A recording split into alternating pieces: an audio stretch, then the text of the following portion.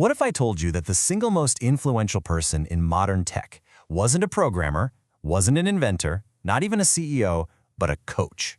Let's get into the story of the trillion-dollar coach. You know, Fortune magazine once said that Silicon Valley's best-kept secret, it wasn't some flashy new gadget or a killer app. Nope, it was a man, a guy who never wrote a single line of code, but somehow became the secret weapon for the entire tech industry.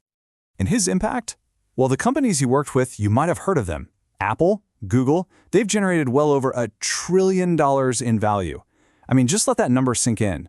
One person's guidance contributing to $1 trillion legacy, it's wild. And the people he coached? It's literally a list of tech royalty. We're talking Steve Jobs at Apple, Jeff Bezos at Amazon, the Google founders, Larry Page and Sergey Brin. Yeah, those guys. The visionaries who built the world we live in today all had this one guy on speed dial. So, the big question is, what did he know? What were his secrets? That is exactly what we are going to unpack right now. So let's back up. Who was this coach? His name was Bill Campbell, and his journey to becoming a tech guru, well, it didn't start in a garage. It started on a football field. I mean, look at this path. He's captaining Colombia's championship football team back in the 60s, then becomes their head coach. His whole life is sports.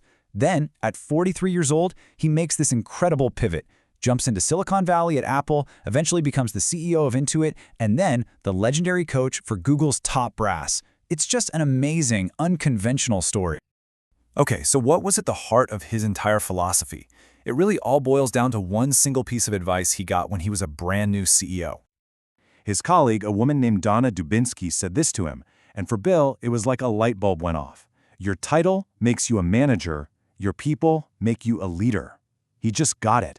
He understood that real authority, real leadership, isn't something you're given, it's something you earn from your team.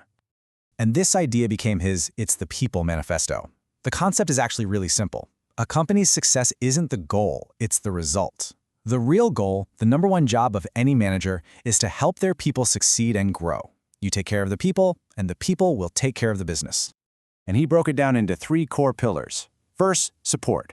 Give your team everything they need, the tools, the training, the coaching. Second, respect.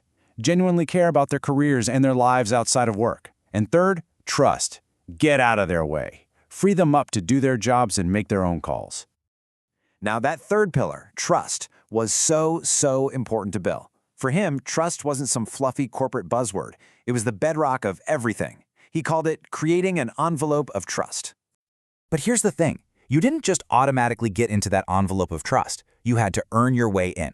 Bill had one non-negotiable rule. He would only coach the coachable. If you weren't truly open to feedback, he just wasn't going to waste his time or yours. So what did coachable actually mean to him? Well, it came down to a few key things. Honesty and humility were huge. A real willingness to work hard. And maybe most important, just a constant, burning desire to learn. He had zero patience for what he called smart alecks, or BSers. But once you were in, once you earned that trust, Bill had your back, no matter what. There's this great story about a tense board meeting where Bill's judgment was being questioned, and the legendary venture capitalist John Deere just cut through all the noise and said, "I think we should back the coach." That's it. That's the power of that envelope of trust. And see, this foundation of trust is what allowed him to be brutally honest. He could practice what we now call radical candor, challenging you directly, precisely because you knew deep down that he cared about you. And that is the huge difference between his style and just being a jerk. Tough feedback was always delivered in private and always with compassion. All right, so we've got the philosophy down, but what did this actually look like day to day? Let's open up the coach's tactical playbook. This first one seems so simple, but it's brilliant. He would start his team meetings with what he called trip reports. He'd go around the room and ask people about their weekend or a recent trip.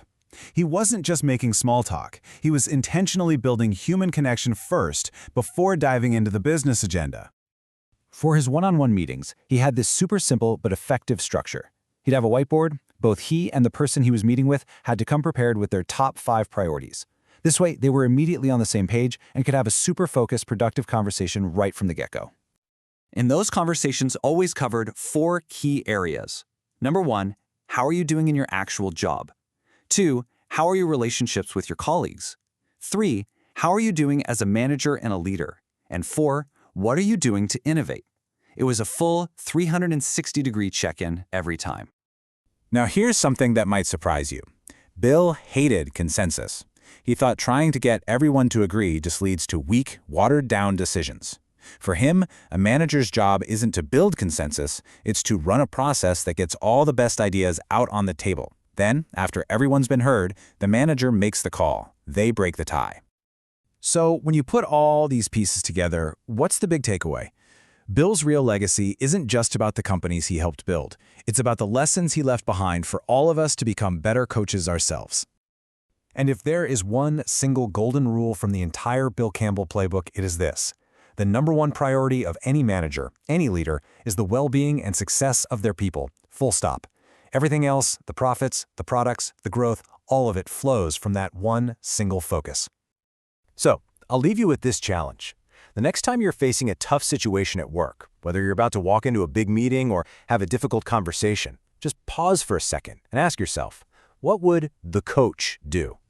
In the end, what was Bill's own final piece of coaching? Well, when someone asked him what advice he'd give for his own eulogy, his answer was pure, unfiltered Bill Campbell. It was that perfect mix of tough love and genuine care. He just said, "Don't fuck it up." A pretty perfect final word from the $1 trillion coach.